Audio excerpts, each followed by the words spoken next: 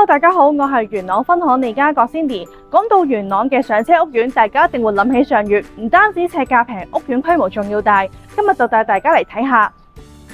我哋嚟到單位實用面積443尺，屬於兩房間隔。首先入到嚟門口旁邊，呢個會係一個半開放式廚房嘅位置，擁有兩面電磁爐頭，而上面呢一層都係一個收納嘅層櫃。而入到嚟呢邊會有一個小飯廳嘅位置，擁有2人嘅餐桌，旁邊仲會有一組嘅儲物櫃。再嚟到客廳嘅位置，呢邊咧同樣會準備咗啲電視層櫃作為收納。而景觀方面咧，主要係望翻東北屋苑內園嘅景觀。呢邊廳房同向，喺客房嘅部分訂做咗啲床架以及書台，而旁邊就係洗手間嘅位置，擁有名次嘅設計。